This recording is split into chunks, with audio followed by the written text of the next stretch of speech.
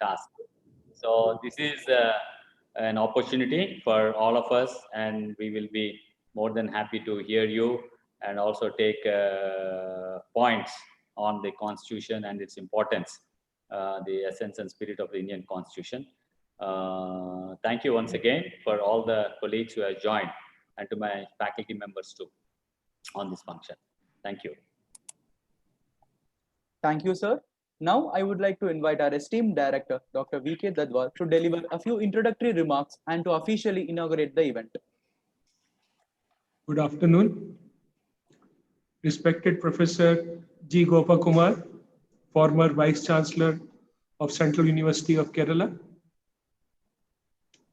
My colleagues, Professor Krishnamurthy, Professor Kuruvela, Shajimon, Arun, so many people on the panel, and also all the people who are participating in the webinar as attendees. Thank you all for joining us, and special gratitude to Professor Gopakumar. The Constitution of India is a very, very important document for all of us. It's a living document, can be revised, but it is something on which this entire concept of nationhood and the concept of India and our rights and duties and what we enjoy is all based upon. Unfortunately, we are all very, very less familiar about this document. All countries don't have constitutions.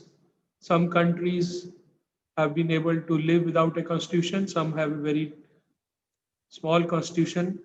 And there are countries which change constitution, junk the old one and write new one every decade or two or so.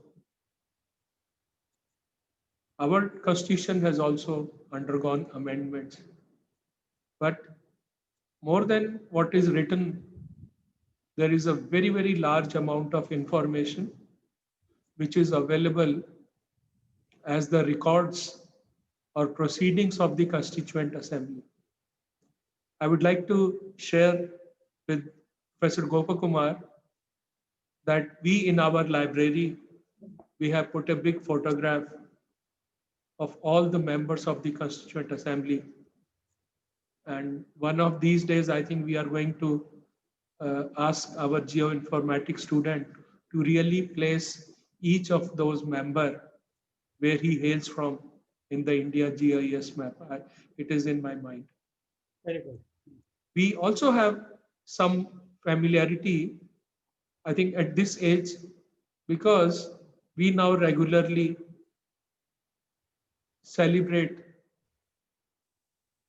Bhimrao Ambedkar.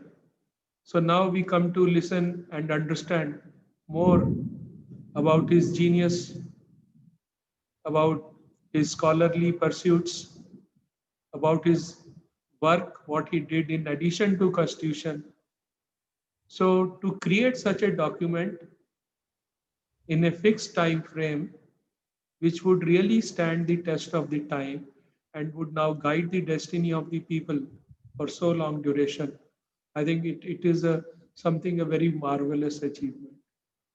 So now we really need a person of academic stature to really explain to us the nuances and details, and there could not be a better expert. In fact, I was myself wondering, I have spent nearly 4 years plus in the city of Thiruvananthapuram. Many of you have done more. We do have visitors, we do have invited guests, but we could never get you, sir, to speak to us. All of us look forward to your talk. I'm sure it is going to be as illuminating, and as enlightening as our Constitution is. Thank you very much. Thank you. Thank you, sir. Now I would like to formally introduce our speaker of the day. Dr. Gopakumar was formerly the Vice Chancellor of the Central University of Kerala from the years 2014 to 2020. Earlier, he was a professor and the head of the Department of Political Science and Dean of Social Sciences in the University of Kerala. He has also served as the Director General of the Institute of Parliamentary Affairs, Government of Kerala, the Vice Chairman of the Credit and Semester System of the University of Kerala. He has published 12 books and 150 research articles. As a research guide, he has successfully guided 28 PhD scholars. His areas of interest are comparative politics and international relations. He has strengthened election studies and in Kerala and was a regular TV commentator on Indian and Kerala politics. He has received numerous international fellowships and awards and has worked in various countries across the globe like USA, Canada, Australia, France, Thailand, etc. I welcome you, sir. Before we begin, I would ask all the panelists and the participants to drop in your questions, if any, in the chat box. Thank you, sir. Over to you. Good afternoon, all of you. Director Vinay Dhawalji, Registrar Krishnamurthy ji, Dr. Shaijumon, student representative Sri Arun, other faculty members, and the student community of Indian Institute of Space Science Technology. Very happy to address you at this level on a very vital theme on Indian Constitution and the extent to which constitutionalism is upheld in our country. We are going to celebrate the Constitution Day next month on 26th November, because as you know, the Constitution was adopted by the Constituent Assembly on 26th November 1949, and it came into force 2 months later, 26th January 1950, which we celebrate as our Republic Day. So Constitution Day is on 26th November, 2 months prior to Republic, and Republic we celebrate on 26th January, exactly 1950 we became a Republic. So what is a Constituent Assembly and why a Constitution? These are some initial things I should briefly say.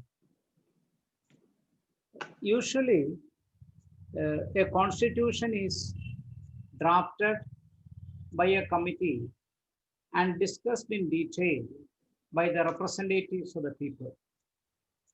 In India, as you know very well, the elections took place after the Constitution came into force. And that is in 1951, the first elections took place. But the Constitution was adopted prior to that. So the representatives of the Constituent Assembly were indirectly elected. And many of them were members of the provincial councils based upon the Government of India Act 1935. The Constituent Assembly was a large body consisting originally of 389 members. But within a year after the Constituent Assembly was composed, partition unfortunately struck and around 100 members left the Constituent Assembly, and 284 members signed the Constitution when it was adopted on 26 November 1949 of the 299 members who remained in the Constituent Assembly out of 389 members. So around 90 members probably must have moved to the newly created Pakistan. And on the other side, majority of the members, huge majority of the members remained in India, with India, and the Constituent Assembly met several times, 11 sessions, close to 3 years, just 17 days, close to less than 3 years it sat, and virtually or practically the 11 sessions lasted for 165 days in a span of nearly 3 years, and the Constitution was cleared. It was not an easy task. I must say that we are very, very lucky to have a Constitution.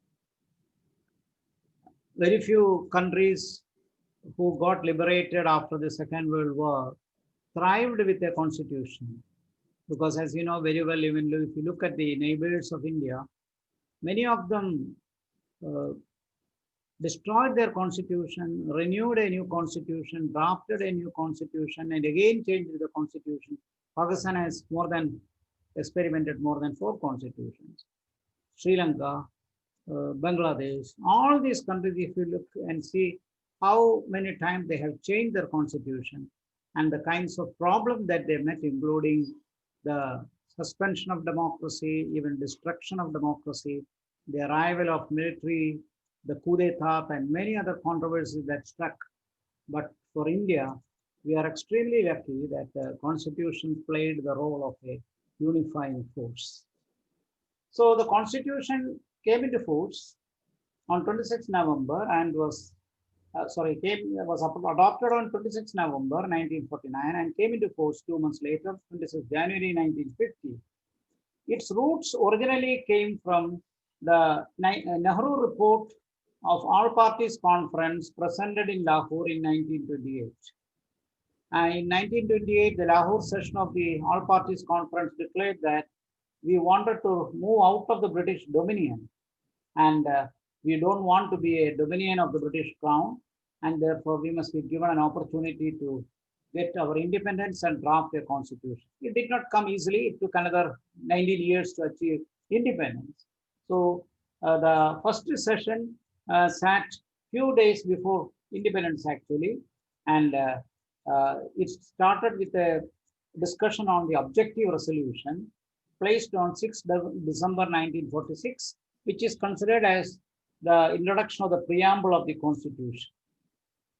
And then on 22nd July 1947, the national flag was adopted, and the last meeting of the Constituent Assembly met 2 days prior to the adoption, implementation, that is 24th January 1950. That was a final meeting, lasted for 2 days. On 26th January 1950, the Constitution came into force.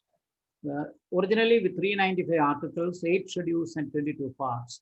Now we have 395 articles, 12 schedules and 22 parts. Naturally, the Constitution will be changed or amended.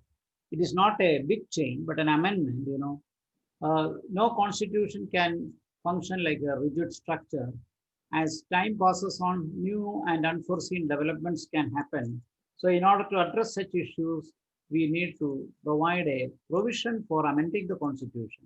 So we have in our Constitution Article 368, which gives 3 types of amendment of the Constitution, depending upon the clause in which it falls to.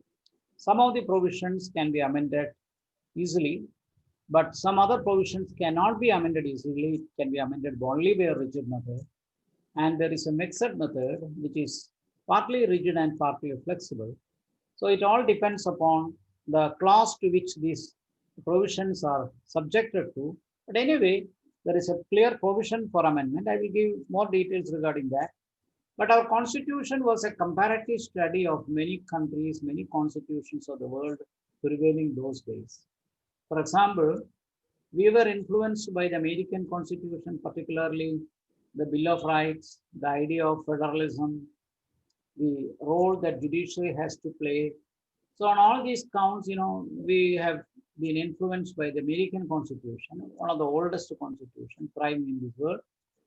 We also were influenced by the ideals of the French Revolution, and particularly the goals like liberty, equality, and fraternity came from the French Constitution. America also adopted the same influence by the French Constitution. And being a part of the British colony prior to independence, we were naturally influenced by the parliamentary system of Britain, the idea of rule of law, etc. We were borrowing some of these from the British unwritten constitution, or where they function mostly on the basis of conventions. And other countries, like, for example, Canadian constitution also influenced us. There was no perfect constitution in Canada, but still we can say that Canadian and Indian constitutions are considered as colonial cousins, because there are many things in common, because our federal nature has a tilt towards central government, and also has a provision of procedural powers given to the parliament. Actually, these we borrowed from the Canadian constitution, the Canadian ideals. So Canada and India's federal systems have many things in common, which I can explain later. So, and again, we were influenced by the Irish Constitution, particularly Part 4 of the Constitution, which deals with the directive principles of state policy. Our fundamental rights were influenced by the British American Constitution. Due process of law, the idea emerged from Japanese Constitution. So even Australian Constitution, there's a provision in Australia in their federal system called concurrent list. We have also adopted the concurrent list, that is neither belonging to central government or the state government. A concurrent list is adopted for which state government can also initiate and demand for bringing a law relating to concurrent list. But if there is a conflict between parliament and state legislature over that, the ultimate decision will be that of the parliament. So concurrent list is accessible to both central government and state government. So all these things are very, very important. My idea is to say that nobody claimed, none of the fathers of the Constitution claimed that it is pakka or original. It is a comparative study of many constitutions, which is natural because we have to borrow from the experiences of many countries of the world. Because constitution has to survive in the society, in a political system. So we need to say how this is being implemented, etc.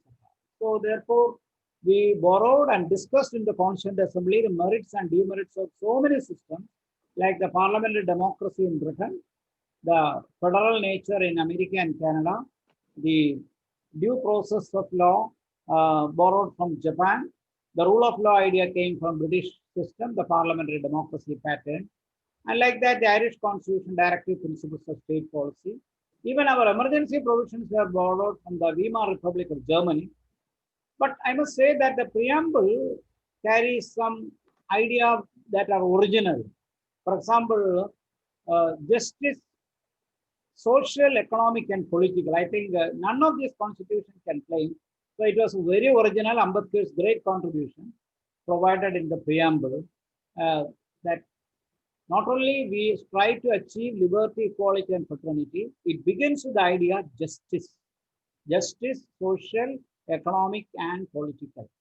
So I must say that the country's position, the younger generation of students should realize that our country was in a very, very bad position at the time of independence. Our lifespan was close to 39 years. Our literacy was as low as 16%, and we inherited a traditional society with all caste and religious orthodoxies, superstition, and other kinds of unhealthy faiths and practices. So bringing a constitution with scientific spirit, with a modern idea, was a great revolution in a country where the practices were traditionally bound because we were feudal for over 700 years, and over a feudal society, we wanted to achieve democracy. It is not an easy thing. So the younger generation of students should realize that we are lucky that we were able to reduce many of the pitfalls that we prevailed in 1947, like illiteracy, gross inequality, feudalism, landlordism, patriarchy, caste and religious problems. So many of these things we were able to reduce over a period of time, and we are moving in a progressive direction for which we must acknowledge the Constitution, because the Constitution has given such a wonderful process through which transformation to a modern society and modern political system was made possible. So what is a Constitution? Constitution is nothing but the supreme law of the land. The Constitution provides rules, regulations, restrictions, powers, and obligations on the part of the state, on the part of the individuals, on the part of the society in general. So it provides an opportunity for the transformation of the society. It is a starting point. Justice Krishna Iyer long back said that Constitution denotes the birth certificate of a nation. So the Constitution was born The political system was born with And they a want birth direct to certificate, and that birth certificate is called the Constitution. Just a second.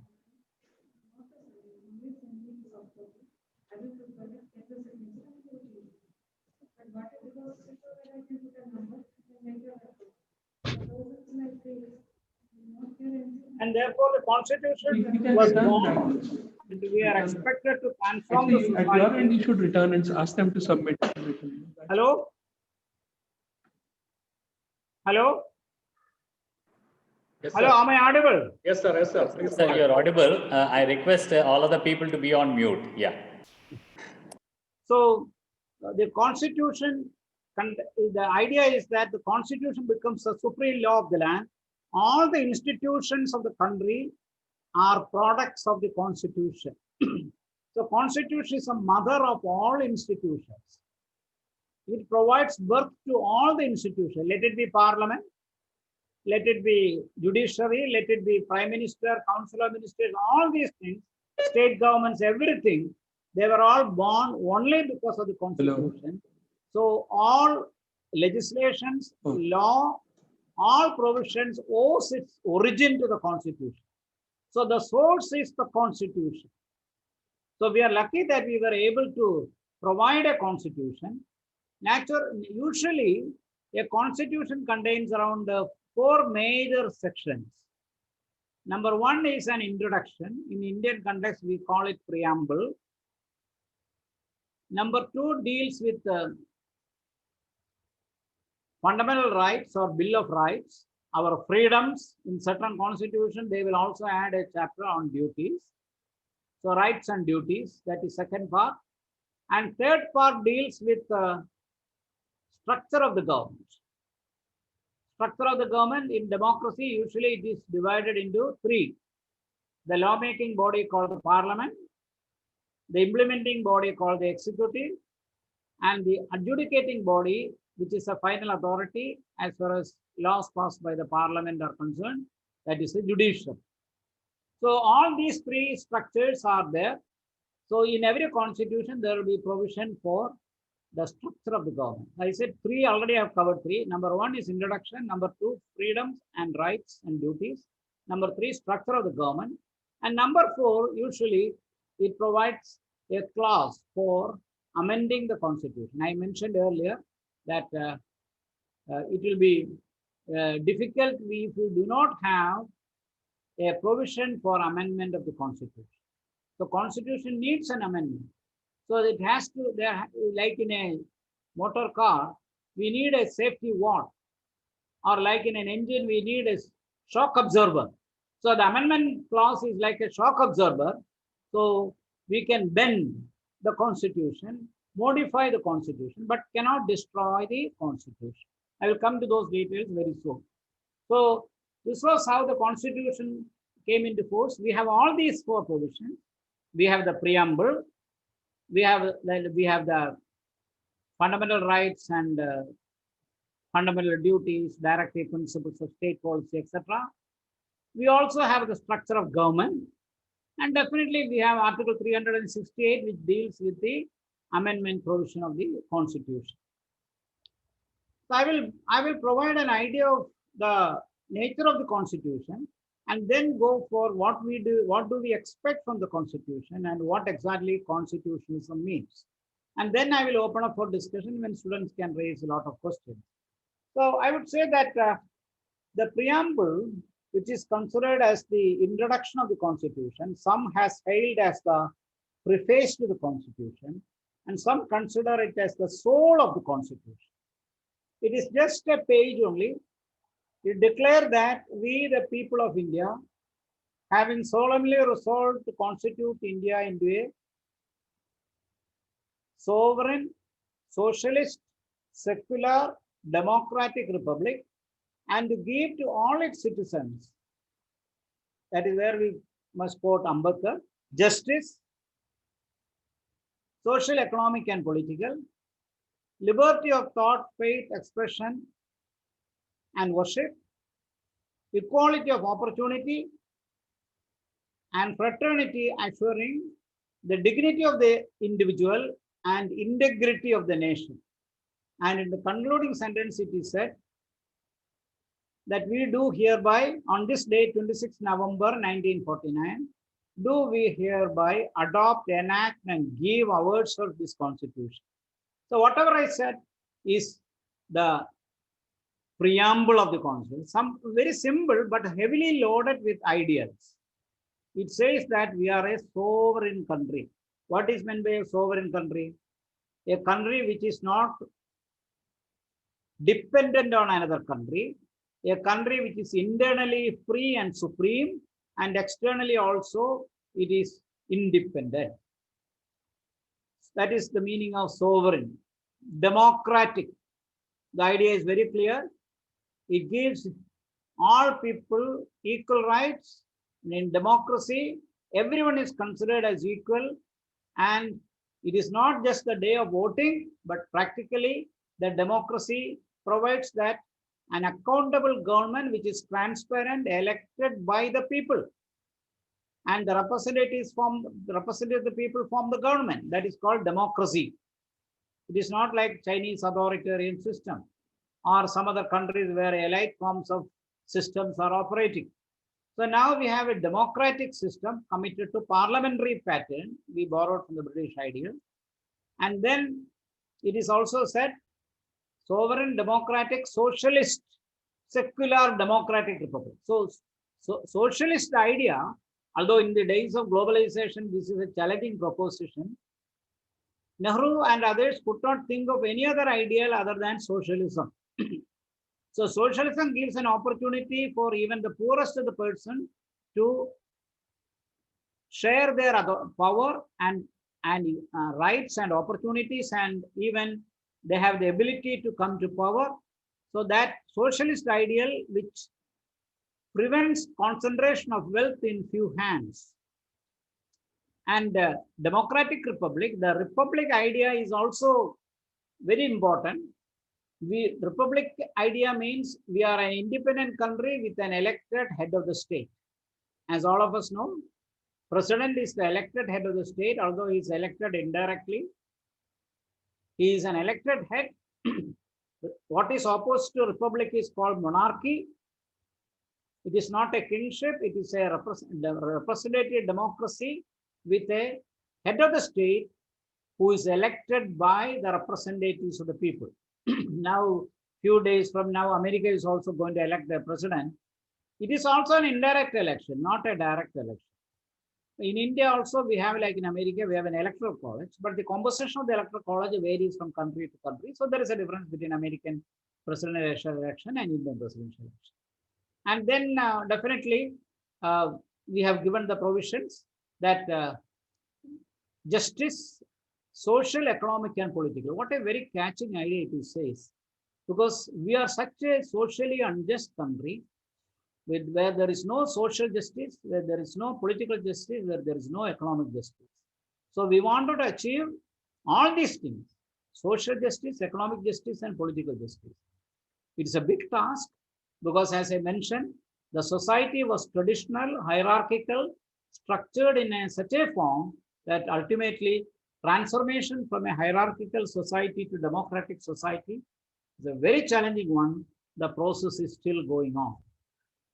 So social justice, economic justice again means everyone should have the opportunity to earn a livelihood and also share their resources, and in such a way that people are not exploited. And political justice again means that not only voting right, everyone will have a chance to contest election. So social justice, economic justice, and political justice. And I mentioned about liberty, equality, and fraternity. So liberty of thought, expression, faith, belief, and worship. So we have the freedom of thought, we have the freedom of expression individually, we have the freedom of faith, worship.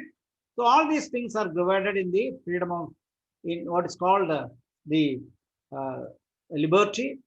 And equality, of course, it is not, Ambedkar said very clearly, we don't want to see that there is absolute equality. Absolute equality is a myth. But the idea is that there should be opportunities for everyone to come up. That is what we say in another parlor called equity. EQUITY, equity. So equality can be achieved through equity.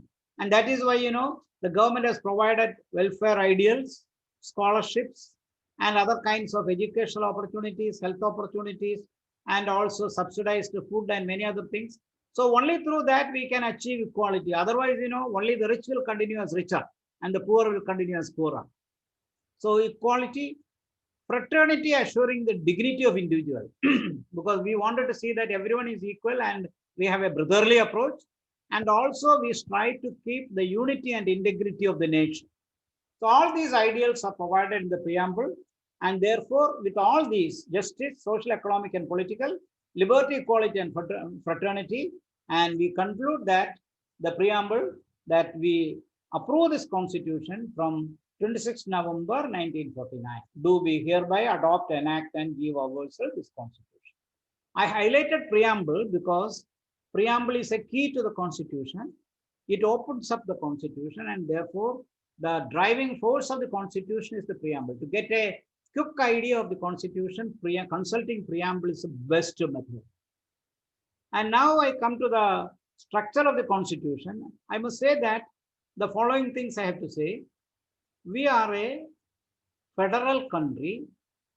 You know very well that we are such a huge country with a large mass of population, and we are going to beat China in population in another 10 years. And by size also, we are definitely high, although we have around half a dozen countries above us, but out of 194 countries, our position is still very high. So size also, we are huge, but such a country cannot be governed from one center. That is why the idea of federalism is operated. What is federalism? In federalism, there will be minimum two-tier structure of the government. Minimum. In India, we have 3 tiers. We have a central government, what is called the union government. We have state governments, 28 state governments. We have, and also 8 union territories. And then we have nearly 600,000 village panchayats and corporations and municipalities. So which means that we have a 3-tier structure of the government.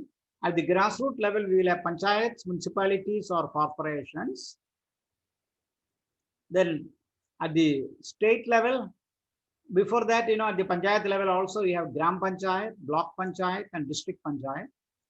And then comes the state government. In between, there may be in some places corporation or municipalities. So local government, panchayats, district panchayat, block panchayats, or gram panchayat. Municipalities and corporations constitute local governments. Then you have state government. You have state governments, and we do have union territories. You know very well that recently Jammu Kashmir has been divided into 2 union territories. So Jammu Kashmir is 1 union territory and Ladakh is another union territory. And then we have other union territories, like Pondicherry is a union territory. Delhi also is a national capital territory. But such union territories are directly administered by central government, although there will be some local body to support them. Ultimately, it is directly controlled by the central government. And then we have the national government, which is called the union government. The word central government is not found in the constitution, very rarely found. But somehow in our political discourse, the concept of central government has come into force very effectively.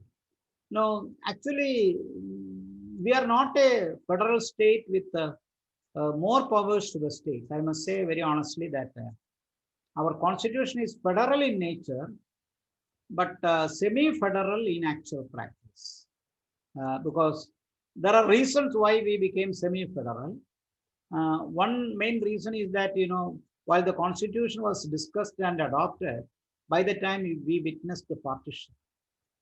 So the fathers of the Constituent Assembly, the framers of the Constituent Assembly came to a conclusion that unless the central government is strong or the union government is strong, the system will not work.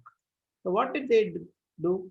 So in the Constitution, there is a schedule called 7th schedule, which deals with the powers of the Constitution.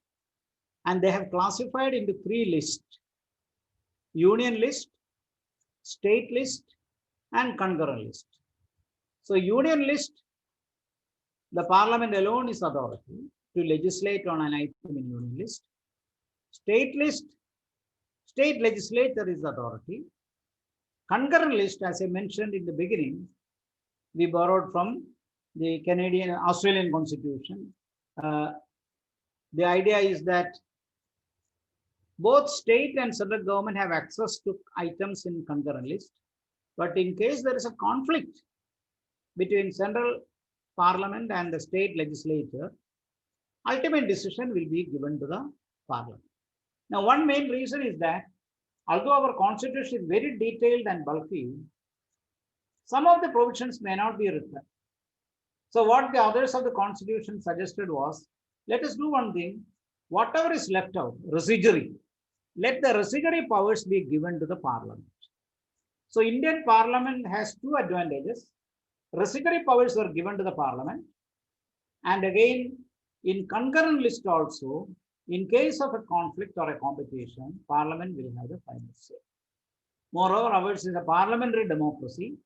So the ultimate lawmaking body is the parliament and not the state legislature. And therefore, above state legislature, we have the union parliament.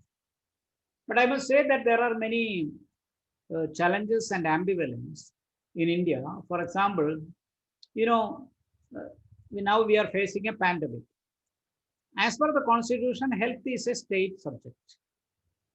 But can we address health as a state subject in practical terms? Because the whole country is under pandemic. Similarly, agriculture. Agriculture is also a state list item. But practically, there are many issues in common where parliament has to discuss and debate. And that is why there is recently a controversial provision on the farmers' bill. And similarly, police also. Police also another example of an item in the state list. But certain kinds of police, like Central Reserve Police Force, is controlled by the central government. So what I wanted to say is that despite our federal character, there are many provisions that run between central and state. So parliament will have a natural say over all these things. Now I come to say that although we are a federal system, one of the characteristics of the federal system is the supremacy of the constitution, which means that ultimately the constitution is final authority. The constitution is a final authority, and to decide upon the constitutionality of any conflict in the country, it is up to the Supreme Court to take a decision. So this is what we call judicial review of the constitution. In other words, suppose an individual comes into conflict with the state government. He can take it up to the High Court or Supreme Court. Ultimate decision will be made by the Supreme Court.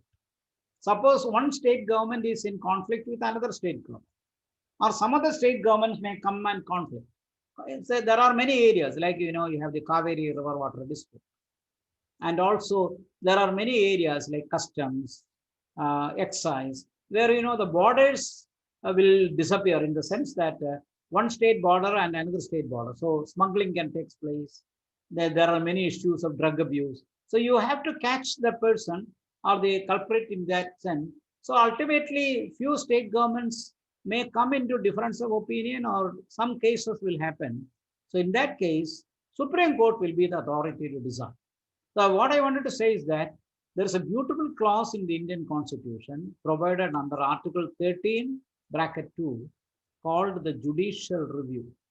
It is also supported by articles like 32, Article 32, Articles 226 and Articles 227, which means that the constitutionality of a law passed by the parliament or by the state legislature can be challenged before the court of law, either in the High Court or Supreme Court. And if the High Court or Supreme Court finds that such a law passed by the state legislature or by the parliament is in conflict with the constitutional spirit, the judiciary can declare such laws as unconstitutional or ultra vires. So which means that the final say regarding the constitution is to be given by the judges of the court, not by the parliament. Parliament cannot be the final word as far as constitution is concerned. Because you know what happened? Parliament is elected for a tenure of 5 years only. It can go before that, it can be re-elected also. But the point is that Parliament is full of party politics. So that party politics will come into conflict with constitutionalism. And therefore, ultimate spirit will be protected by the court. So the court has authority to decide whether the law passed by the parliament or by the legislature is inconsistent with the constitution. And if they find that it conflicts with the constitution, by a stroke of a pen, the judge can declare such law passed by the parliament or state legislature as unconstitutional. It's a very beautiful provision that has been given by the constitution. So judicial review will help many conflicts to settle down. So there has been many cases where the judiciary has given very clear judgment, and judicial review cannot be taken over by the parliament. There was a famous judgment called S.R. Bomme case in 1998, where the Supreme Court very categorically decided that the ultimate power of the survival of a government has to be tested in the floor of the legislature, but the the governor has pleasure is important in the sense that if the governor feels that the majority of the government is lost, he can dismiss that state government under Article 356, but this can be challenged in the court of law, and judicial review can bring back the government if the judiciary feels that there has been so much of injustice and untruth happened in the politics of that decision. So judicial review is final, and judicial review also protect you and me, individuals, from the arbitrary authority of the state or the police or the government. So our freedoms are protected by the judiciary. So that is what I wanted to say about judiciary. I must also say that we have fundamental rights and directive principles of state policy. And we have 6 fundamental rights. Part 3 of the Constitution provides for 6 fundamental rights. As individuals, we need to have all these rights. I will identify the 6 fundamental rights. Number 1, right to equality. You should see that right to equality has been given by the Constitution at a time when we were grossly unequal and unjust.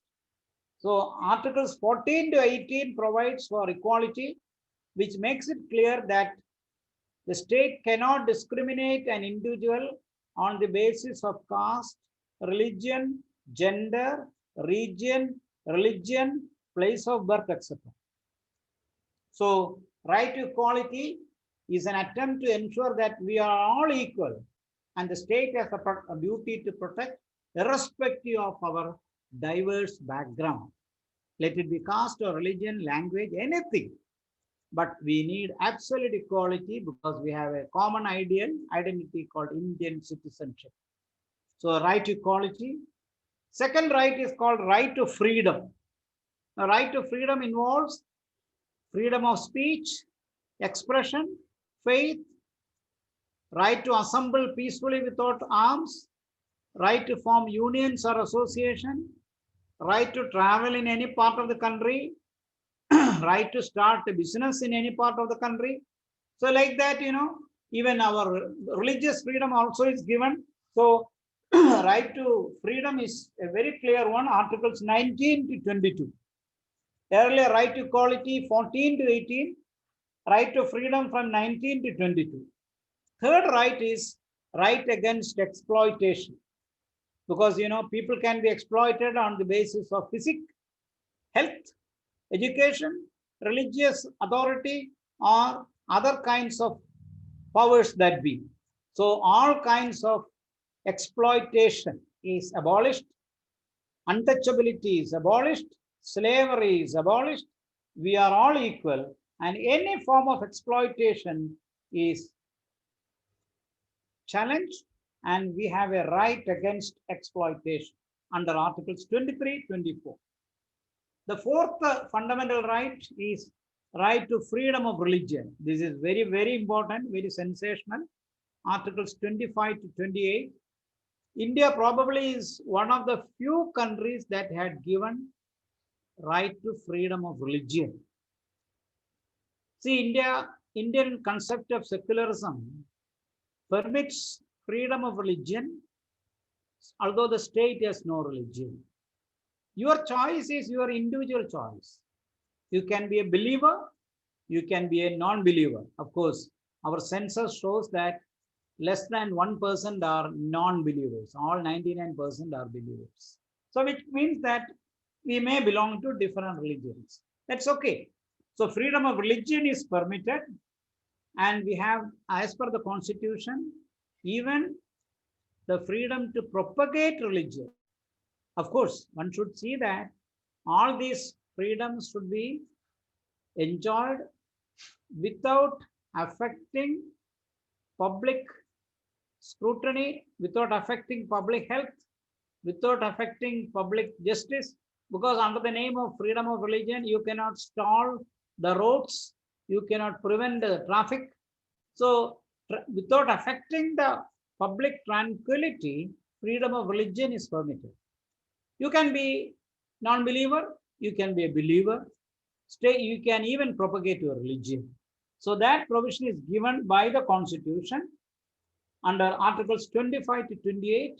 So our secularism is very different from other countries, particularly from Western countries. We do not reject religion, although the state has no religion. State is not committed to any religion. But individually, 135 crores of people can have faith in one or other religion. The state will not interfere, so long as you are not affecting public tranquility and peace. The state has no right to interfere. If you are enjoying your freedom of religion, you can worship, and there is absolutely no problem over it. Unless you affect public traffic and other kinds of civic life, you have every right for freedom of religion. The fifth right is called cultural and educational rights. That's a very interesting right. This right has been given to two kinds of minorities. One is called a linguistic minority, other is called religious minority. Linguistic minorities, because in every state there will be one dominant language. So other languages which are a minority need to be protected. So for example, in Kerala, Tamil is a minority language. In Kerala, Kannada is a minority language. Tulu can be considered as a minority language. Like this, every state may have minority languages. So the culture, the scripture, the literature of such minority languages are to be protected. And similarly, to promote the cultural rights of the minority religions, freedom of education is given.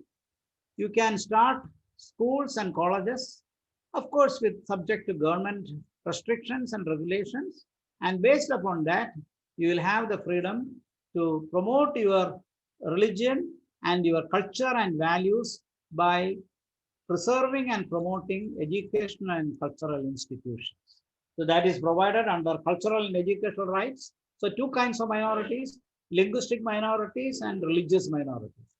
In India, most of the religions other than Hinduism is a minority religion. So Christianity, Islam, Jainism, Buddhism, Zoroastrianism, all these are considered as minority religions. So they have the right, because otherwise their cultural sanctity will be lost. You know that in Cochin, we have a minority of Jews, very small minority. The state has the state protects their synagogue.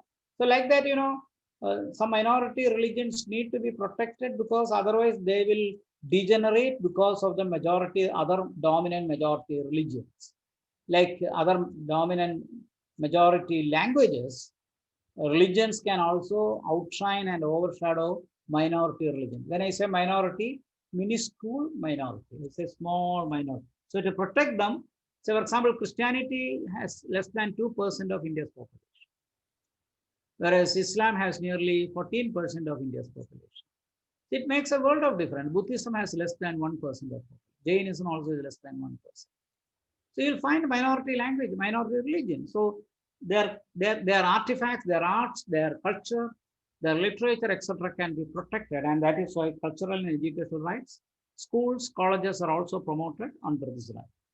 And the last right is called what is called right to constitutional remedies, a very important right, which means that if any of your rights mentioned above, like right to equality, right to freedom, right against exploitation, right to freedom of religion, or cultural and educational rights, if anything is challenged individually, you can approach the court, and the court will save you by certain provisions called writs or petitions. So through writs and petitions, that is what is called right to constitutional remedies under Articles 31 to 35.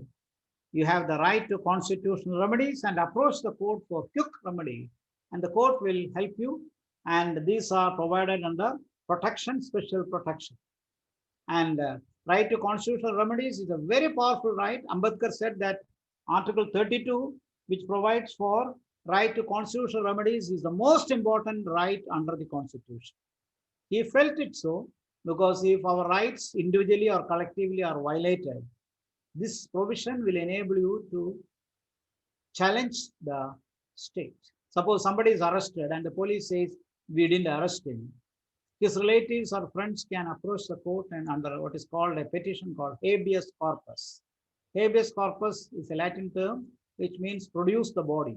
The court will ask, did you arrest? If so, ask him, physically produce it.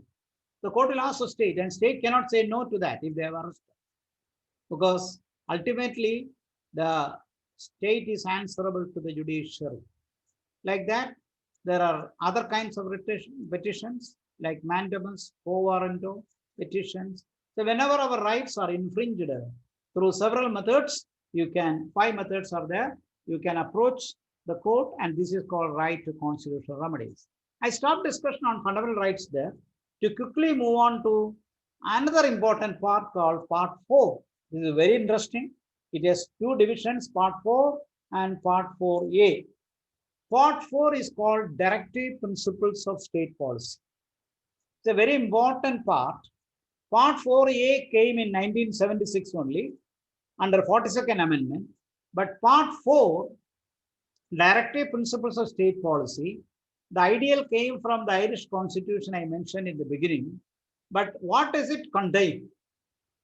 Directive Principles of State Policy, according to Nehru, in the Constituent Assembly said, it is a directive given by the Constitution to the various governments that are coming to power in future. Nehru said that these directive principles will enable this country to achieve a welfare state. So what are the characteristics of directive principles of state policy? It has welfare ideals. It has socialist ideals. It has liberal ideals. It has Gandhian ideals. So it's a grand theme, directive principles of state policy. Even a theme mentioned, for example, free and compulsory education to all until the age of 14 has been provided under Article 46 under Directive Principles of State Policy. Much later, right to education has now become a fundamental right under right to life. So right to life means, right to life is having many dimensions, because right to life includes right to water, right to movement. So all these things are important. Right to speedy trial, right to earn a livelihood, right to health, right to education, right to water. So this was originally directive principles of state policy, but now it has become a fundamental right. But I must explain this DPSP, Directive Principles of State Policy, as follows. Legally, DPSP is not justiciable.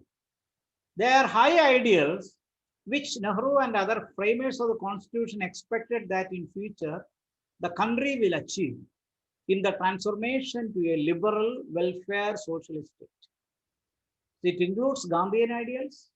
It includes socialist ideals like right to work, equal wages for men and women. Then liberal ideals like even protection of the old aged people, providing education to children, and like that, even providing nutrition to the needy population. We have pakka grand ideals under DPSP. But unfortunately, DPSP is not justiciable. You cannot go to the court and say, this is not achieved. The court cannot ask the government to achieve because the government may not have the money, government may not have the resources, government may not have the sufficient wherewithal and the human resource to achieve all these things. So therefore, DPSP is not challenged under court of law, but I quote Nehru on this context when he said, this DPSP, Directive Principle of State Policy, shall remain as a permanent manifesto of the nation. What does it mean? He said, in future, political parties, while drafting election manifestos, need not have to do any research. They look at Directive Principles of State Policy. All the ideals are given there. If you want to transform the society in an empowered, inclusive one, Directive Principles of State Policy is very, very clear. You inspire from the DPSP, your election manifesto will be fine. And Nehru anticipated that in future, the voters will be politically conscious enough to understand Directive Principles of State Policy. And if any government which fails to achieve Directive Principles of State Policy and the goals enshrined, such governments can be defeated by the people. So Nehru envisioned, let the political consciousness and culture of the people improves to such an extent that they evaluate Directive Principles of State Policy and see how many governments have achieved that. If the government has achieved reasonably well, let the people vote such a government. So for example, you have the NREGA, Mahatma Gandhi National Rural Employment Guarantee Scheme. Now again, you have the public distribution system. Many of the welfare ideals are enshrined in the Directive Principle of State Policy. So it is a motivating force, and therefore, if somebody asks you which is more important, Directive Principle of State Policy under Part 4 or fundamental rights, which gives powers to the individual, which is more important. One can say that this is a chicken and egg question, whether it is individual freedom or the collective freedom which is important. Is individual more important, society more important? If society is more important, Directive Principle of State Policy is important, more important. If individual rights are important, fundamental rights are important. So DPSP has its own value. And I quickly move to Part 4A, which is very interesting, which is called fundamental duties under the Constitution. Originally in the Constitution, there was no provision for fundamental duties. This was given as per the 42nd Amendment in 1976. We have 11 fundamental duties. Young students should learn this or identify this. You can definitely be inspired by your duties. What are your duties? Number 1, respect constitutional ideals and institutions, including national flag and national anthem. I repeat, respect constitutional ideals and institutions, uphold the national flag and national anthem. That is number 1. Number 2, cherish and follow the ideals of national freedom struggle. This is very, very important, young students, because our freedom did not come on a platter. It did not come on a silver platter. You should remember that there has been huge sacrifice by our previous generations, and their ideals to achieve freedom, national freedom struggle, are to be cherished and followed. So younger generation, particularly in the globalized age, you may feel that you are very lucky, fortunate, but remember, our forefathers had sacrificed such a lot, and let us respect and follow the great ideals of freedom struggle. Number 3, very important fundamental duty, uphold and protect the sovereignty, unity, and integrity of the nation. Uphold the sovereignty, unity, and integrity of the nation. Because as a citizen, we need to protect the sovereignty of the nation. If you don't do it, who will do it? So sovereignty is not just by the military or by the government.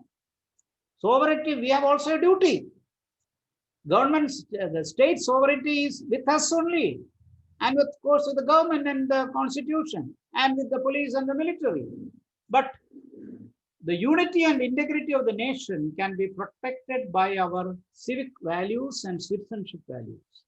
Let us uphold and protect sovereignty, unity, and integrity through common brotherhood. Number 4, defend our country and render national service, including service to defense forces if needed. You are already part of a defense ministry, students of Indian Institute of Science and Technology, and tell you how important is India's defense. So defend our country and be ready to serve for the nation, even defense forces if called for. For such situation, you cannot say it will not happen. And that is why in every college and school, there is provision for National Cadet Corps, although it is voluntary, but it is always encouraging to see that the young students are given an opportunity to serve the nation. So defend India and render national service if required. Number 5, promote harmony and spirit of brotherhood. Promote harmony and spirit of brotherhood and renounce practices that are derogatory to the dignity of the women. So it's a wonderful ideal because we have a patriarchal society, and you know that womenhood are always exploited. We hear about bride burning, we hear about attacks to poor women. So our fundamental duty is to protect women, uphold their dignity, and also promote harmony and spirit of brotherhood. So that is another important fundamental duty. I come to the next 6th one. Preserve the rich heritage of our composite culture. Preserve the rich heritage of the composite culture. See, we are such a lucky country. We have a great heritage. We have a great heritage, and such heritage sites are to be protected. I don't know how many of you had seen or heard about one of the greatest civilizations that we had in the Vijayanagara Empire, which is still, the remnants are there. So have you heard about Hampi civilization? You just type it out, you will get in the website, Hampi civilization. One of the oldest civilizations in the country, and that civilizational values extended not only to South India, even it extended up to Sri Lanka. We are such a great country with great heritage and composite culture. We had the oldest civilizations in the world. We have the oldest universities in the world. I'm sure you heard about Vikramshila, Nalanda, Takshashila. So at one point of time, Indian universities were at the top when the present Western civilization values came after Industrial Revolution. But much before the birth of the Christ, we had such a great civilization. Of course, we lost many of these things during our feudalism. But let us preserve the rich heritage of our composite culture. Next duty, protect the biodiversity, environment, forest, lakes, and all the greenery of the country. You should remember that in the advanced days when people try to encroach upon forest, destroy water, contaminate the water, even conquer our rivers, it's actually we are destroying the fundamental duty. We are rejecting the fundamental duty. So protecting environment is a fundamental duty of all of us. See, in the world, now the Paris Peace Accord following the climate change is now being discussed all over the world. Unfortunately, America did not join or withdrew from the Paris Peace Accord. The whole world is suffering from climate change. So climate or environmental issues are not within the nation, but at least we have a policy as per a fundamental duty is to protect the environment, lakes, resources, biodiversity, water. All these things are to be protected. Our next fundamental duty is to develop scientific temper, humanism, and spirit of inquiry and reform. This is very, very important for young students. All of us, we must develop scientific temper because we have so much of superstitious faith. So we need scientific temper. See, when ISRO was established, there were many people who did not appreciate and even said that these are not going to achieve anything. But now the ISRO and VSSC have become the signals of India's scientific temper. And we have achieved so much through our space development. And India is really a space power. We have sent our satellites across the space, and we are definitely a technological power and a space power. So it is our fundamental duty that we should develop scientific temper. We should develop the spirit of inquiry and reform. And we must, all of us should have the spirit of humanism. That is another fundamental duty. And next, 9th one, protect the public property and abjure violence. See, unfortunately, when you see in television, people destroying public property, they're actually violating our fundamental duty because public property belongs to the whole country, whole people, and you should protect public property and abjure violence of any kind. 10th one, to strive towards excellence, because that is mostly important for the growth of this nation. Strive towards excellence. And finally, the parents and the guardians should have a right to provide education to their children between 6 and 14 years. Now, fortunately, this fundamental duty has become a right under 104th Amendment Act. And now it is a duty of the state to ensure free education at least up to 14 years. So the state has a responsibility to develop schools, and definitely it has to develop colleges. I'm sure you're familiar with the new national education policy, which is now earmarking 6% of the gross domestic product for educational advancement. So the country is moving in such a direction. So I have given all the 11 fundamental duties under Article 51A. So I must come back to the other aspects of the Constitution to say that we have divided our powers between central government, state government, and local governments. We have achieved progress in education, health, and many other spheres of life. We have an independent judiciary with Supreme Court and High Courts. Both share judicial review powers. Original jurisdiction and appellate jurisdiction are there. So Supreme Courts and High Courts are reasonably powerful, but highest court of appeal is Supreme Court, and Supreme Court is a custodian of all records. And then we have an independent judiciary, and also mentioned about that we have a provision for amending the Constitution. We have a clear provision for amending the Constitution, and amendment of the Constitution, certain provisions has to be changed only through rigid method, which means it needs a 2/3 majority of the members sitting and voting in the parliament, and same majority in 1/2 of the Indian states. So out of 28 states, more than 14 states should approve such amendment with 2/3 majority of the total members sitting and voting, which is also a majority of the total strength of the House, the same proportion for the parliament. This is the toughest method. The second method is the easiest method, called the flexible method, where only parliament can amend by a simple majority. That is a very simple method. With a simple majority, certain provisions can be amended by a simple method. There's a third provision where 2/3 majority of the members sitting and voting in the parliament, which is a total majority of the strength of the House, is required. but consent of the states are not needed. So now it says that three provisions, very rigid method, very easy method, and neither rigid and neither flexible. So we had amended our constitution 104 times. Of course, some people criticize that we have amended so frequently, but I would say that it is justiciable so long as the judiciary performs its judicial review independently. Amendments are not a big challenge.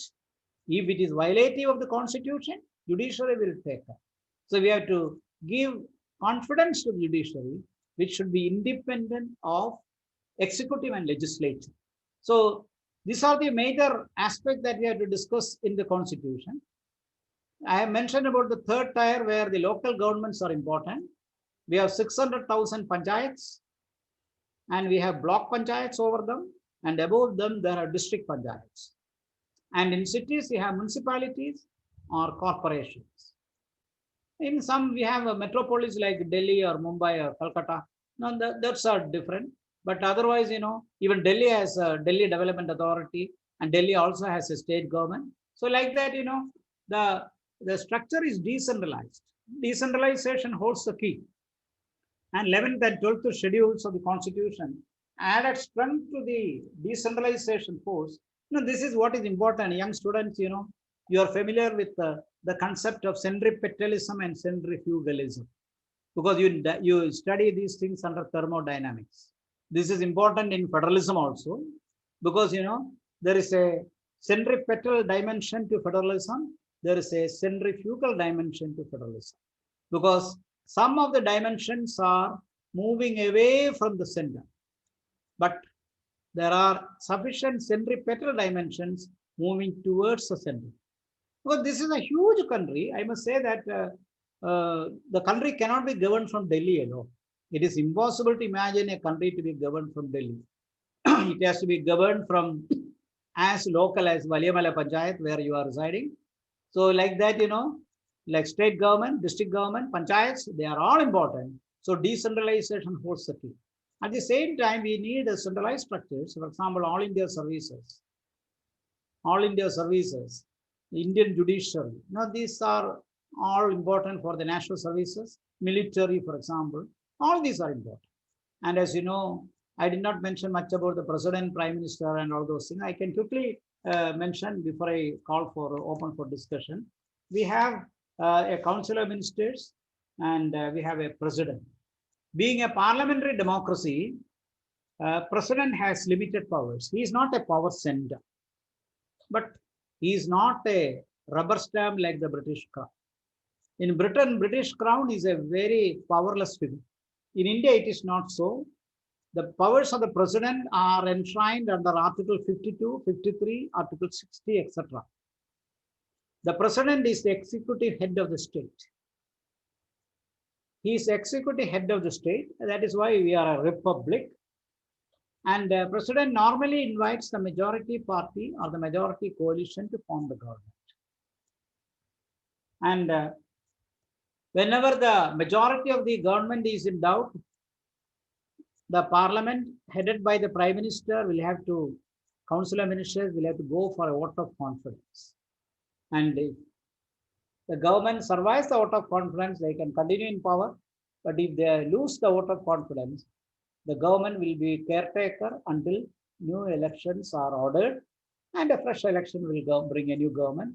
Or if another coalition comes to avoid an election, that possibility can also be accepted, provided we have sufficient time for a new government to serve, because the usual tenure is for 5 years.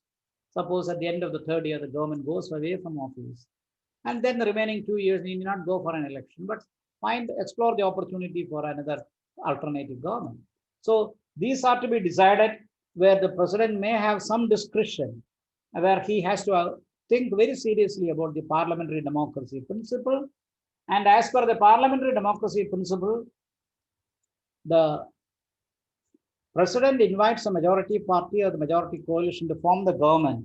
But I must say that the elected government is answerable to the lower house of the legislature, which means majority in the lower house, at the house of people, likewise in states, legislative assembly, that is more important in parliamentary democracy.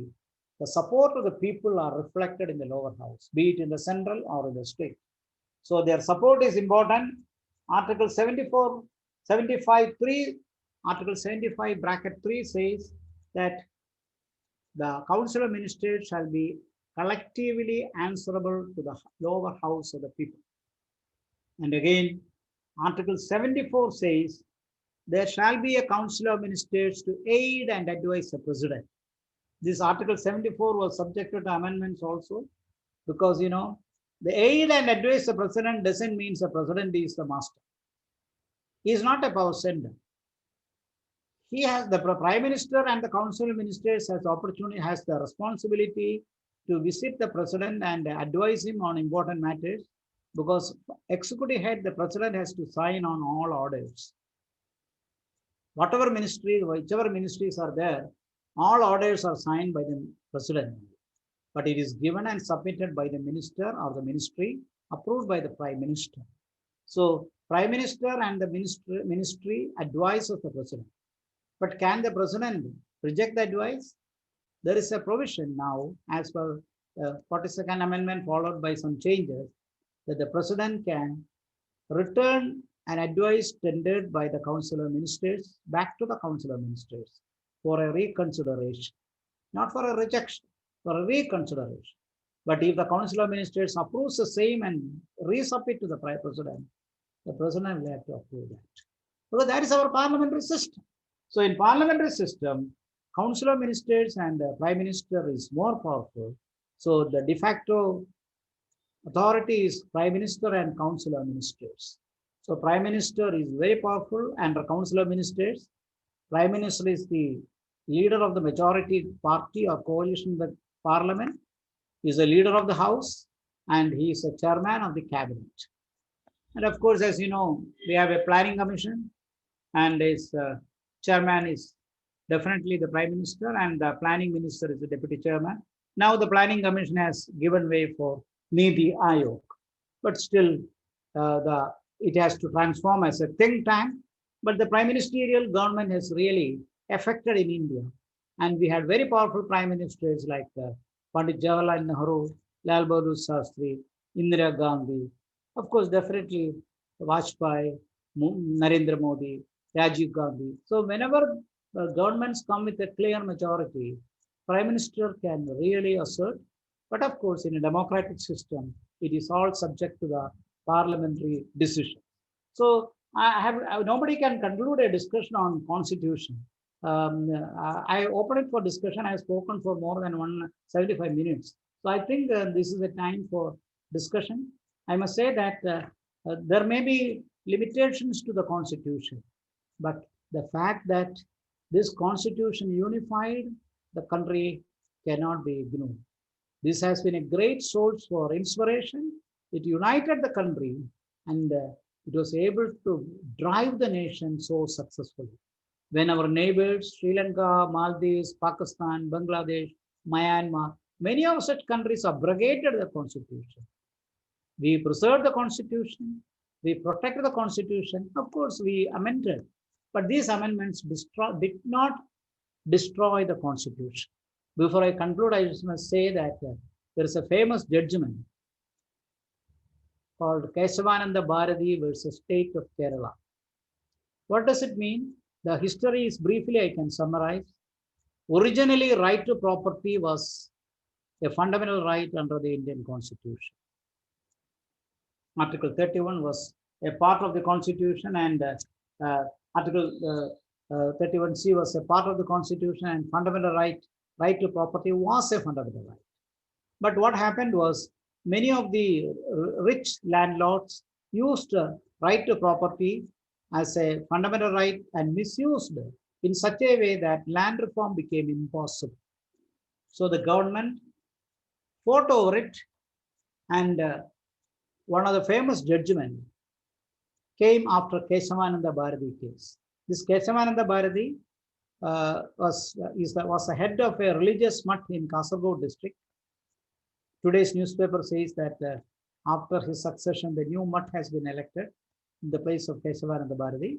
And this religious mutt has a lot of property, and the state government wanted to nationalize it, take over it under surplus land.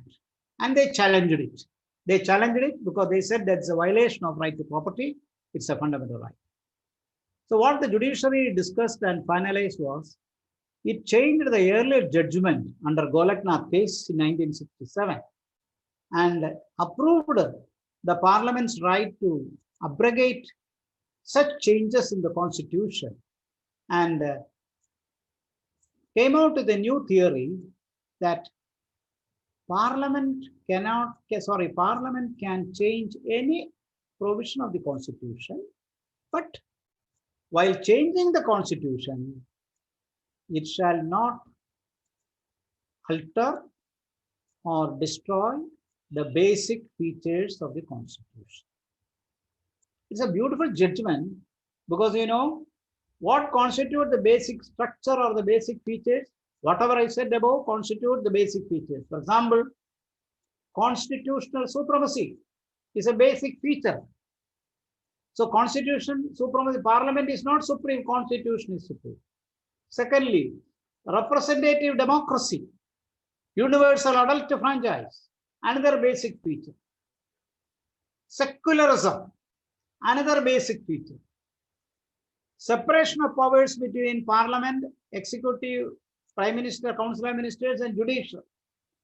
Again, federal character, the present federal character, states and central and local governments. It is a basic feature. And judicial review, another basic feature.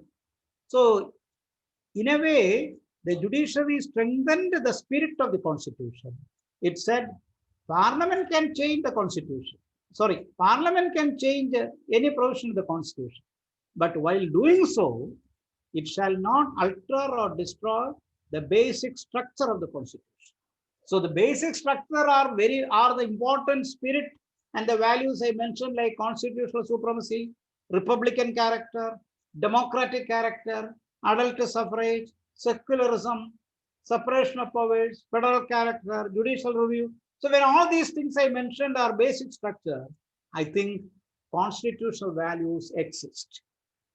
So Kesavananda Bharati case judgment is a landmark judgment which reinforced the strength of the constitution and did not leave it to the arbitrariness of the parliament. So I must say that the constitutional values are very important. And if you say, what is constitutionalism? I would answer like this. Constitutionalism is the process through which the spirit of the constitutions are attained, not by revolution or force, but by peaceful and liberal method, including rule of law. So changes in the country and modifications can be achieved, rule of law can be achieved, and peaceful and orderly change to be achieved, for which Constitution provides an opportunity. It is an instrument for social transformation. So Constitution is a social document. This idea was coined by a great scholar called Greenville Austin, who studied Indian Constitution extensively. He said, Indian Constitution is a social document. If Krishna Iyer said Indian Constitution is a birth certificate of a nation, Greenville Austin says it denotes the social contract and the document, and it denotes the importance of the people and highlighting the freedom of the people and also the values through which an orderly state can be achieved in the days to come, in the years to come. So Constitution has to thrive for ages and ages, and we have to approve and appreciate the heritage that has been achieved through the Constitution. And Constitution will survive for many, many centuries because it provides a unifying force. It is the text of the political system. It is a supreme text of the political system. For any doubts in the system, in political system, the best reference is the Constitution, because it has provided most of the things. And I'm happy that your director has very rightly said, you have kept all the important copies of the Constituent Assembly debates This is exactly what judicial judges also do, that they look not only the provision of the constitution, they look at the Constituent Assembly debates, and what the debates agreed and finalized is actually the dreams and aspirations and perspectives of the first framers of the Constitution. So Constituent Assembly debates, those volumes are of great value because it speaks what Constitution actually means. I stop here and I discuss and open it for discussion. Thank you very much for giving me this opportunity. I appreciate it. Thank you, sir. That was indeed a very enlightening talk. I'm pretty sure all of us would have had something to take home today. There are a few questions from the audience. If you mind, I would ask that. Yeah. First question is from Manjunath. They're asking, why is the Indian Constitution known as a bag of borrowing? Why is the Indian Constitution Known as a bag of borrowing. bag of borrowing? Yes, sir. Borrowing. Yes, sir. Am I right? Yes, Bag sir. of borrowing. Yeah. Yeah. So shall I answer that and proceed to next, or wait for other question? You may answer that. On the meantime, we'll keep the questions Yeah. coming. Yeah. It is called the bag of borrowing because, you know, it is heavily borrowed from the practice and theories of other countries. See, I am a political scientist. I teach comparative politics. I teach comparative constitution. So, you know, see, the people are different in different countries, but there are many things that are in common, where policies, for example, which is the supreme policy making body in any country, that is a parliament. Which is the implementing authority, any country for that matter, is the executive. And similarly, for the adjudication of such things, judiciary is important. Similarly, political parties. Political parties are universal. Civil societies are universal. Non-governmental organizations are universal. See, my answer to this question is, no constitution survives in a vacuum. So it has to understand and borrow from other constitutions, because it will help us to see how others survived effectively and whether it can be accepted here. It cannot be a complete success. I can understand it. Say, for example, in Soviet constitution, formerly there is no Soviet Union now. They have provided a fundamental duty, a fundamental right called right to work. Right to work. In India, we have accepted this under fundamental duties, directive principles. But it cannot be socially or economically achieved except that we have brought the policy called NREGA, Mahatma Gandhi National Rural Employment Guarantee Scheme, where even housewives and people who do not want to work will be given a reasonable opportunity to work for a couple of hours and earn around 200 rupees, 220 rupees a day, so that they will have some income on their own. So, right, my point is that we work in different countries in different people. There are about 750 crores of people in this world, spread across 194 countries of United Nations. There could be a few more countries who are not members of UN. If you consider there are 200 countries, you know. So 750 crores of people, 7.5 billion people. Such huge population spread across many countries. There are many things that they can discuss and debate.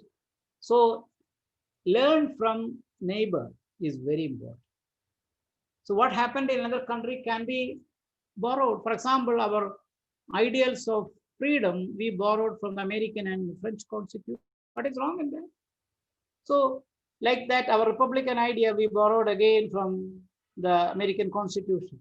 The values of parliamentary democracy, we borrowed from the British Constitution.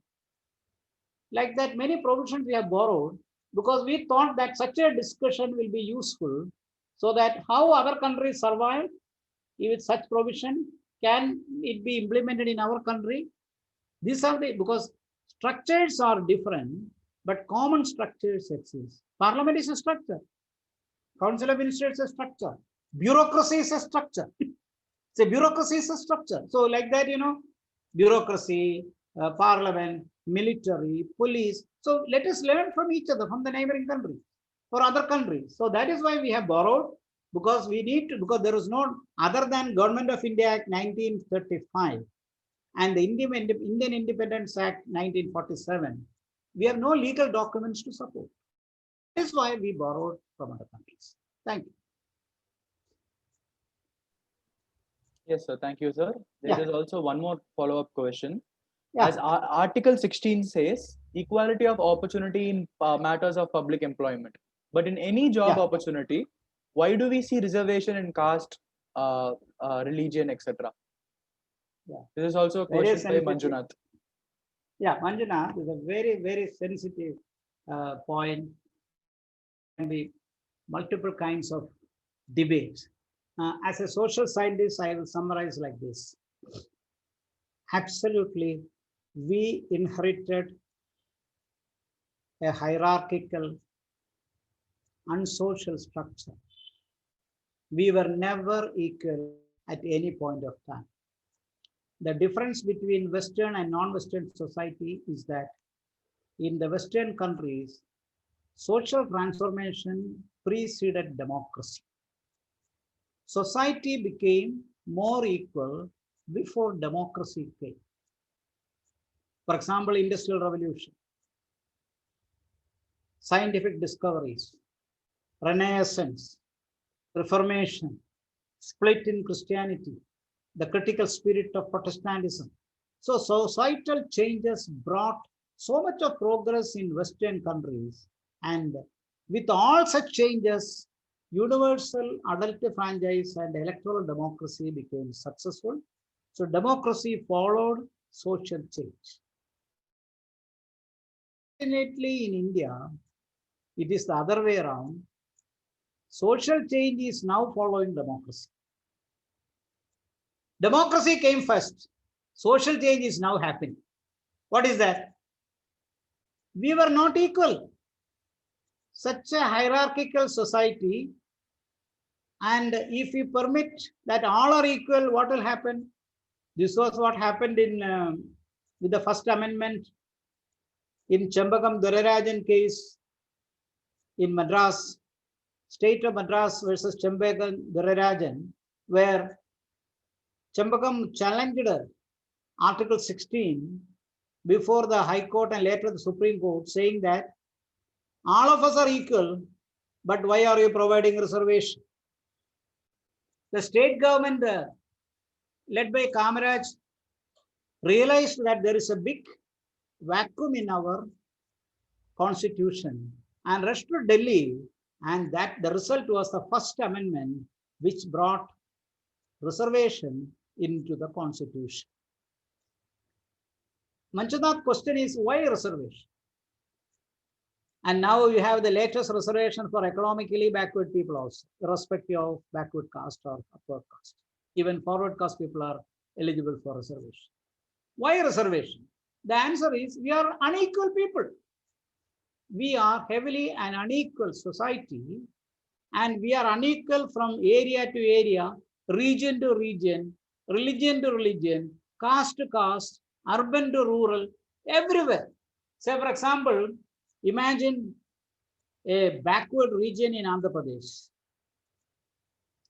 And suppose Manjunath is born in such a backward region where nobody is educated, not even a single car is found.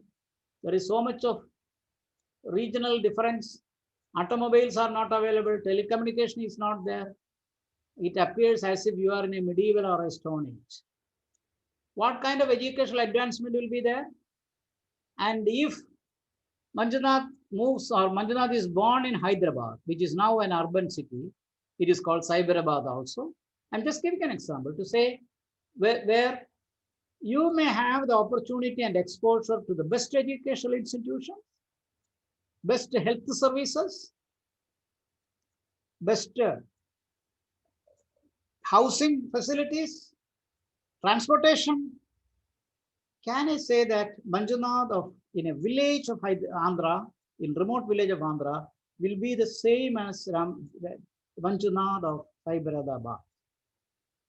You can never be same. My point is that we are unequal And as somebody said long back, if you travel from one part of India to another part, from south to north, east to west, you may think that you are passing through several centuries. In some places, you will be in the Stone Age. Some places, you will be in the medieval age. In some places, you will be in the 21st century. This can happen even when you go to Delhi.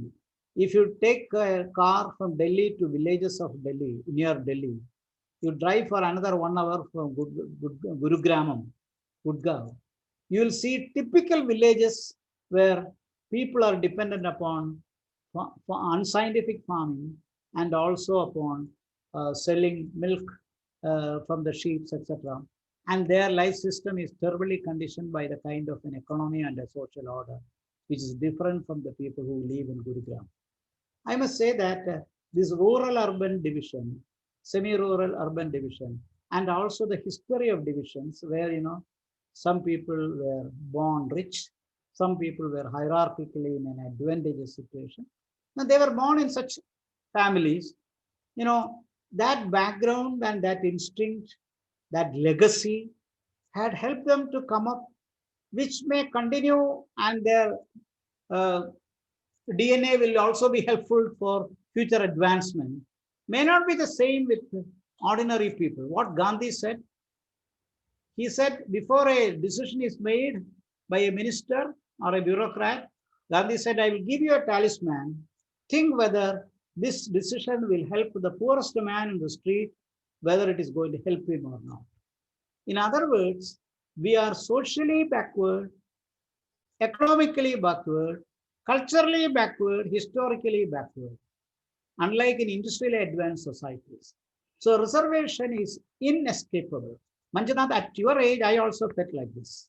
But my life and travels and experience had changed my understanding about reservation. And I must say, besides my social science instinct, that reservation is inevitable until and unless everyone is brought to an equal position, but not absolute equality. I said equity. Equity means provision for giving opportunity. Reservation is an instrument for equity.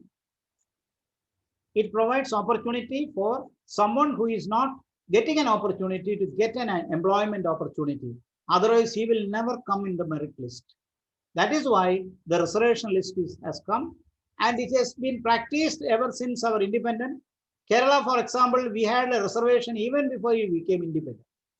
Travancore, we had the communal government order in 1934. In Madras also, the Tamil Nadu government order was there in 1930s.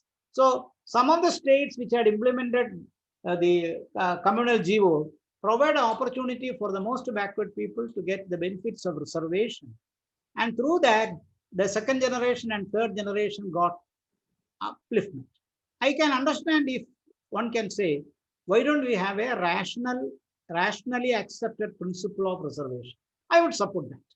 Reservation has to be rationally accepted in the sense that there has to be a proper measurement of backwardness. Somebody recently wrote in an English newspaper that India is the only country where everybody is competing to become backward, so that everybody will get the benefit of reservation. That is a very unscientific and a very unfortunate kind of approach if everyone wanted to join the bandwagon of backwardness. No, we have to come forward. So what you have to do is that let us measure inequality scientifically. Let us measure backwardness scientifically. I would say that instead of giving blindly a particular religion as backward, a particular caste as backward, let us also substantiate backward along with caste and religion, other factors like parental income, parental education, parental employment, and also the place of origin, the nature of the house, whether it is a pakka house or kacha house or a thatched house, etc. Like that, you measure your backwardness scientifically, government has to measure it. And if somebody crosses that backwardness, say for out of 100 marks, if somebody crosses 70 or 80, you declare him as backward. Manjunath complaint may be that everybody is declared a backward because of one religion or caste. I understand your dilemma. But politicians are not interested in measuring backwardness scientifically. but rather they wanted to extend reservation to, and there is a competition to become more and more backward. For example, in Rajasthan, there may be somebody from Rajasthan among you, sir. There was a big tough competition, even leading to a caste conflict, that a particular subcaste called Meena wanted to jump from OBC to the SC, scheduled caste. Now, this kind of caste feeling will only perpetuate casteism and communalism, which is not good for our country. So what we have to do is, let us measure backwardness scientifically. And now the government of India had recently come out with the policy of giving backward, making reservation, providing reservation for economically backward people. That is also good, because you are born in a forward caste doesn't mean that you are economically upward. So that will bring your social backwardness also. One who is economically poor can be socially poor also. That is why the government has come out with this policy. So government of India had implemented, and now Kerala is implementing. There's a huge debate in television happening now, whether economic backwardness can be given to the forward caste people. I support it. I support the government of India policy that economic reservation has to be extended. And again, as the Supreme Court judgment in Indira Sahini case on controversial Mandal Commission report, they said that creamy layer among the backward caste are to be eliminated from getting the reservation. But unfortunately, the political executive is not interested to eliminate the creamy layer. Rich people are getting the benefit of reservation, I understand. So creamy layer principle has to be practically implemented, but it is not implemented successfully. It is not implemented substantially. So one who is a gazetted officer, his second generation or third generation, why should their children get the benefit of backward category? I understand. So there has to be a method, and creamy layer are to be eliminated from backwardness, for which you need political guts. Politicians will not do it because they need votes. And unfortunately, reservation politics has become one bandwagon for identity politics. And in India, everyone wanted to be backward in one way or other. That is not good for a country aiming to become a superpower in very few years to come forward. I hope Manjunath understood the spirit of it. You cannot abandon reservation. It is an instrument for equity, and so long as we are unequal, equity principles are important, and reservation is one strong instrument for equity. But let us make it scientific. Thank you. Next question. Thank you, sir. I think that answered the question. I personally had one question. Yeah. You were talking about the limitations of the Constitution, even right now. Do you personally feel that any particular section of the Constitution need to be amended now? Any personal changes that you would suggest? Yeah. As a political scientist, I would say what I felt in the Constitution about the Constitution was that it is not sufficiently decentralized. It is not a perfect federal state. It is nowhere near a perfect federal system. This country has to be governed from regions, from localities, also from the national level. So my appeal would be that state governments also are to be powerful along with central government. Central government is really very, very powerful. Sometimes Article 356 has been misused to such an extent that state governments have been made puppets of central government long back. But now things are much more under control. But even now, I would say India has not achieved the virtues of federal system. Only when we make our local governments and state governments reasonably powerful and empowered, development will happen at the local and regional level. If India wanted to be strong at the regions, federalism has to become powerful. I mentioned about the difference between Delhi and the regions. I quoted the example from Delhi city itself. And similarly, in the length and breadth of this country, you can find these various differences. So many regions, if you travel to Northeast, you will find the difficulty. We are regionally very, very backward, and regions have so much of difficulties and limitations. So I would appeal that let us give more importance to strengthen the states.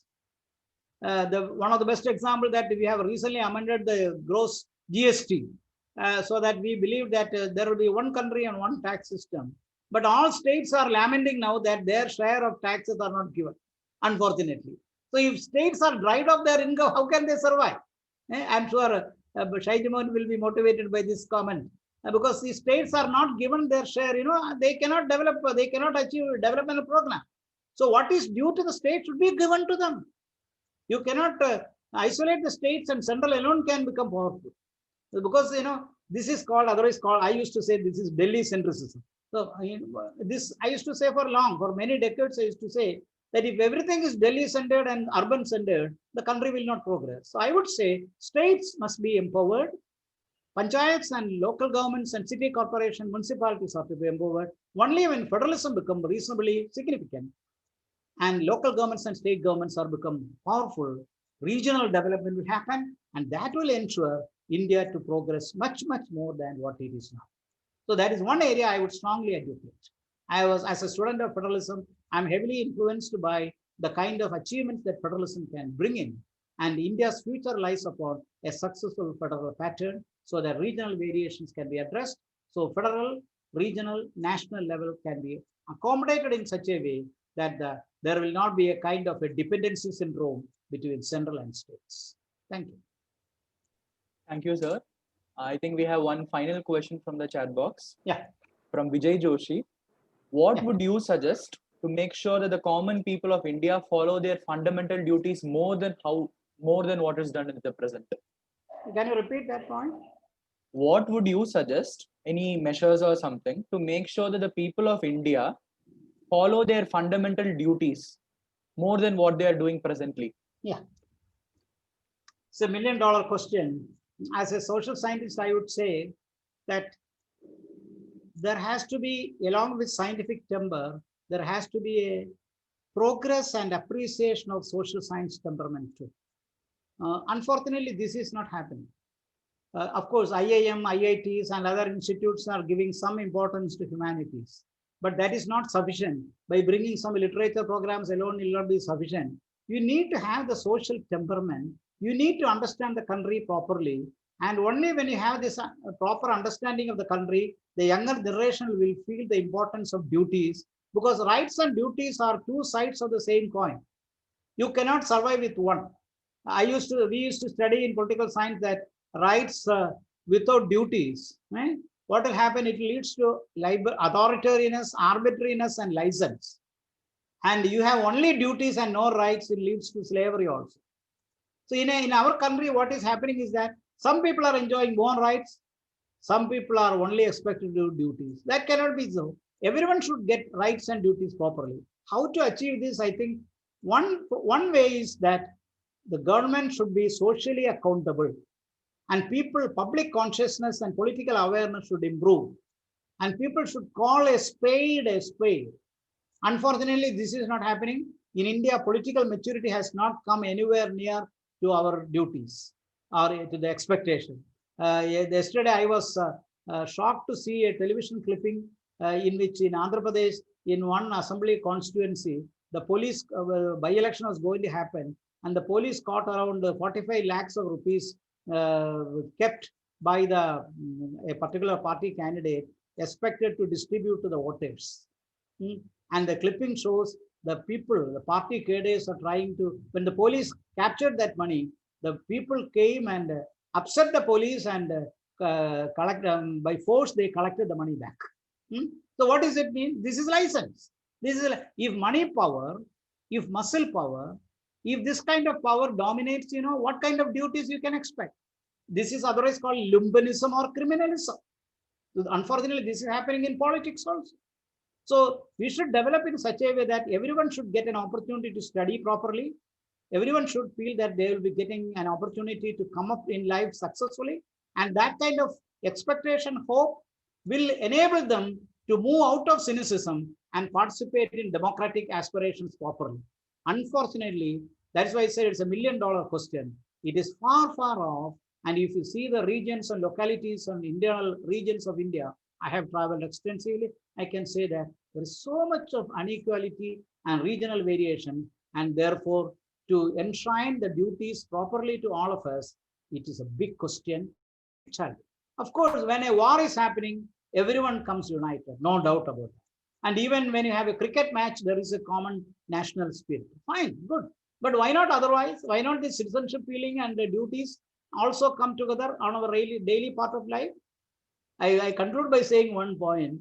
A friend of mine in the United States just visited India and came back, and he told me over email that I was shocked by the intense traffic in Mumbai. Driving in Mumbai is like conducting a warfare. What does it mean? What does it mean? Even in roads, there is no civic sense. Okay, so we have to go a long way in achieving all these things. I would conclude by saying the rule of law is important. Rule of law. To call a spade, and if you are powerful, doesn't matter. If you violate your law, you have to be punished.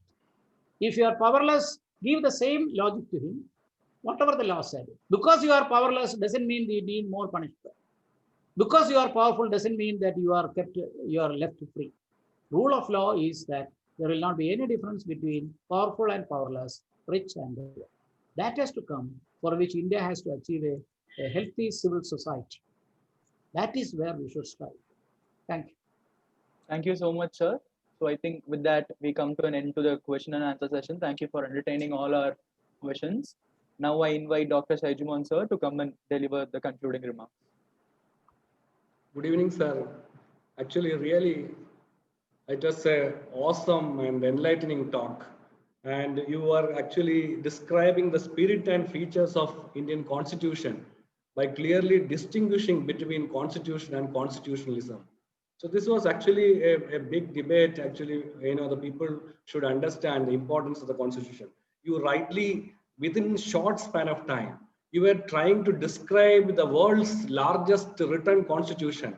Within 1.5 hours, you were trying to explain it in a very, very clearly, and you are differentiating in the constitutional major features of the constitution within its letter and spirit, right from the preamble and to the fundamental rights. That too also you divided fundamental rights into different groups, and to fundamental duties, and to the parliamentary system, judicial scrutiny, and to many other areas of the Indian Constitution. So every citizen of the country has to be aware about, has to be sensitized about the importance of Indian Constitution, because this Constitution, as you rightly said, and Director was also saying about, this was the one that actually the country is unified. So that spirit, in the final words, you were saying about the importance of our fundamental duties. Each one of us has to take it forward, even though the Constitution is not, in that sense, binding on the Director Principles of State Policy. But as citizens, every citizen has to be, sensitized about each and every, Director Principles, and then, we should take it as a challenge, and we should observe such things in our daily life. Thank you so much, sir. Also, you had a word with, importance of scientific temper, and you were explaining the various aspects of Constitution with examples. So many live examples, and quoting the judgments that actually made us understand more about that Constitution. That is the distinction of this lecture. It is so enlightening, sir. It is not that I'm saying for the sake of saying. It is so enlightening talk, rich in content. Thank you so much, sir, for taking out taking out your busy schedule. You are actually spending time with us, this much time with us, and elaborating about the Constitution. On behalf of IIST, I thank you, especially thank you for this wonderful lecture. Also, I thank our director and registrar. They joined because of you are talking. They right away joined. Our deans also joined in this lecture. I also thank the faculty members, officers, staff, and my dear students for joining this lecture. Thank you very much. I hand it over to Arun for the vote of thanks from the student side. Thank you, sir. Thank you so much. Thank you. Thank you. Thank you so much, sir. So now we would move on to the final order of the final event in the program.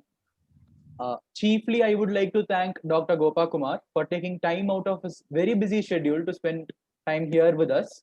I then thank the director, Dr. V.K. Dadwal, for organizing such an event. I also thank the registrar, Dr. Y.V.N. Krishnamurthy, the deans, Professor Shaijumon, and the IIST administration for providing their support to make today's event a resounding success. I also thank the IIST faculty and my dear friends for joining us in today's program. That is all for the day. Thank you once again for joining. Thank you, sir. we would be Thank concluding. you. Thank you. Thank you, sir. Thank you very much.